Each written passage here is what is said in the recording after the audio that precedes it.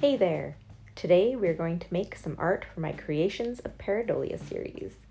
Big thanks to YouTuber Changing Constant for suggesting I turn one ink blop into 4 different things. I thought this was a fun suggestion, and I'm excited to push my imagination with this added challenge. To add an extra bit of randomness, I'll be using dice to choose the colors for me. I decided to use 3 colors because I recently watched Casey Golden do a 3-color video, and it got me thinking about how I enjoy using a limited palette in my own work, so why not let some dice choose for me? I numbered my wells from 1 to 24 and used a D20 and a D4 combination. I really liked using the dice, and I'll probably experiment with the combinations of dice so each color has a fair chance of being rolled. The colors I rolled ended up being Raw Umber, Burnt Sienna, and Quinacridone Rose.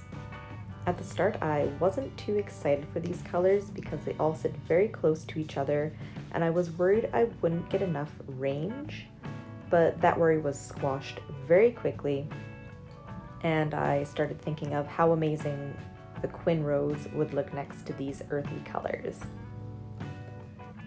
Side note about Quin Rose, I don't use it near as much as I want to.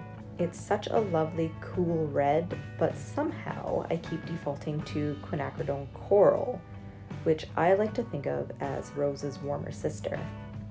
Maybe in my junk sketchbook or Pareidolia books, I'll start using it more. For this Pareidolia set, I made 4 blops, and I decided to record in real time. I love how watercolor changes and moves. It's always so mesmerizing to watch, even in real time. I'm going to talk about the process a bit in this video. So when I do this part, I sometimes go in with ideas or no ideas, and there is a difference in outcome. I try to keep my mind open and to make my first marks without any words or thoughts attached, unless I have specific things to make in mind. This process is essentially automatism. On the second blop, I accidentally got a bunch of paint on me, and I just wiped it on the paper because that was my first thought to do. It ended up looking neat, and it gave me some ideas. Number 3 and 4, I wanted a long profile for the paint blocks. It's a profile I don't do as much, and it's worth exploring. The shape really changes up what the blobs do and what I do. Number 3 was when I was consumed with landscape thoughts. I instantly started thinking of building a landscape and planning out what I wanted to do just looking at it. And number 4, I had nice thick paint left on my palette. The initial pattern made me think of footprints. I liked it more before I added the other colors, but it still looks pretty cool. I numbered the blops and rolled for which had the honor of being today's subject. So this part's my favorite part, sketching. The initial sketch sometimes goes through a lot of crazy changes, and I find it very enjoyable to re-watch my previous Pareidolia videos just to see where I made big changes. This first sketch made me completely rethink my original name for this series because I ended up making something that was an item instead of creature. So from here on out, I'll be calling the series Creations of Pareidolia and not Creatures of Pareidolia. Also, don't ask me why I inked in ballpoint, because I'm going to tell you right now.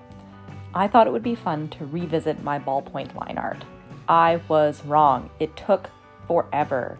I still love it as a sketching tool, but it's a hard no for the line art. So this weird looking item is for your face. It has floating metal bits and a sack that covers your face with no holes. It made me think of things like golems and how items are enchanted. I actually had to stop for a bit and get my thoughts written down in my junk sketchbook. It touches on enchanting, magic sources, golems, and necromancy. It's definitely something I want to explore more when I make my comics. It's not the best drawing, but it has a great idea seed attached to it. Number 2, I really like number 2. I can picture this buddy as background creatures in my stories. I never have names for these things, so if you can come up with names for them, please share in the comments. I designed this whole series to help me world build and make creatures and generate ideas, and it's really helping out a lot. In the first 10 creations of Pareidolia videos, I promised that I would use one or more of them in a sort of one-shot comic, and I have been making it. I have progress shots up on my Instagram of the comic so far, and should be done them in about a month or so. I have quite a bit things going on, including an 18-page children's book commission, so I've been trying to balance all of my life obligations with my art obligations, and it can get a little busy. Anyways, after the comic is all done, I'll be sharing a video about the process here on my YouTube, but if you are curious about what creatures I chose and what my comics are going to look like, you can head over to my Instagram and check out my current progress. And don't forget to follow me there. You will see art I don't share here on YouTube. Back to the art. Number 3 was I was sufficiently warmed up and had been thinking a long time about what I was making and wanted to make. Now this was supposed to be a far back look at a monster that I could see. The angle was sort of looking up at this creature. That is until I actually started drawing it. Somehow the angle completely changed and I started drawing close up of this behemoth. A part of this shift was probably because I could see the creature's face by turning the blop around, so I ended up drawing it much larger. I spent much more time on this one than the others. I really want to play around with the landscape of that one and probably re-illustrate it. It has a lot of potential to become something more. This last one, oh my, I was running out of steam. I ended up seeing this horned looking guy. I backed out of giving it more body spikes, but I think I'll give it body spikes or plumage in a later redraw. I really regret not pushing for the body spikes. It's not my favorite by any means, but I was feeling pretty tapped out by this point. This set of blops all being the same color was really fun. Even though I only drew from one blop, I took inspiration from all of them in other ways, and I think I'll be doing color challenges like this in my Pareidolia series more, because just from these alone, I was able to do so much world building and generate ideas for future use. Like, share, subscribe, and let me know what you think, and I'll see you next time.